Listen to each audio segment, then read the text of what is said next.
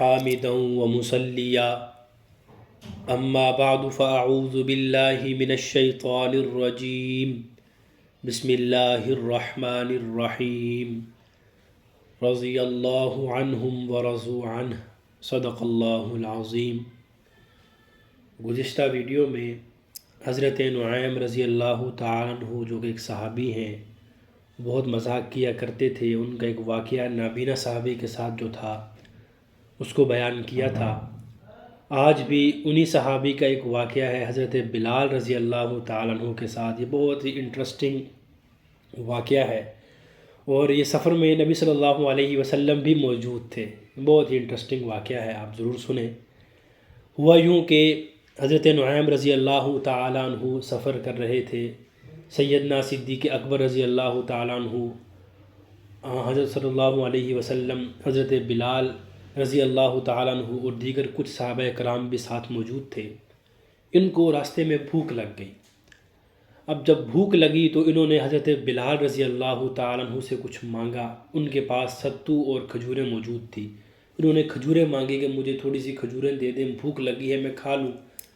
تو حضرت بلال رضی اللہ تعالیٰ عنہ نے انکار کر دیا کہ بھائی میں نے نہیں دینی آپ کو۔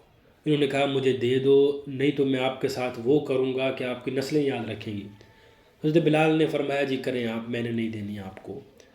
تو خاموش ہو گئے۔ نبی صلی اللہ علیہ وسلم اور سیدنا صدیق اکبر رضی اللہ تعالیٰ عنہ وہ کہیں کام سے نکل گئے۔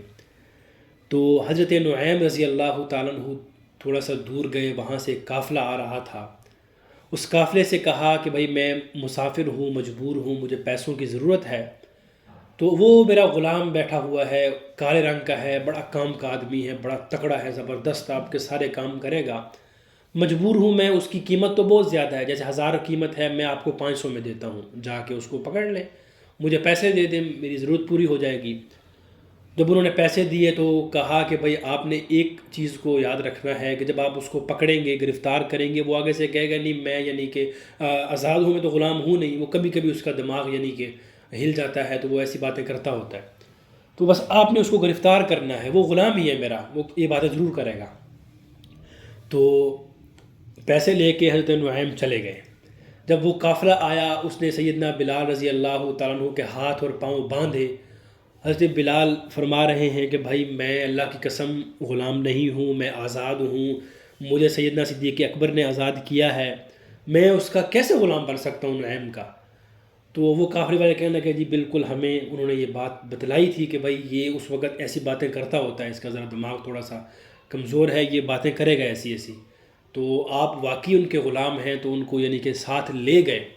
جب آپ صلی اللہ علیہ وسلم کو پتہ چلا تو آپ صلی اللہ علیہ وسلم نے ان بندے بھیجے، کہا بھائی بھاگ کے جاؤ، ان کو لے کر آؤ، ان کو بتاؤ، پیسے دو کہ بھائی یہ غلام نہیں ہے، یہ آزاد ہے۔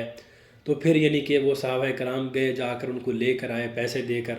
تو نبی صلی اللہ علیہ وسلم جب یعنی کہ حضرت بلال کو دیکھتے تو الگ ہنستے تھے، تو حضرت نعیم کو دیکھ کر الگ ہنسا کرتے تھے کہ یار انہوں نے کیا ایسا کیسا کہ انہوں نے ان کے ساتھ کیا ہے، کہ یہ بھی یاد رکھیں گے۔ تو یہ صحابہ کرام کے آپس میں جو یعنی کہ خوش طبعی تھی، اس کا ایک واقعہ تھا۔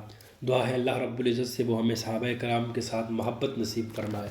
وآخر دعوانا ان الحمد للہ رب العالمین۔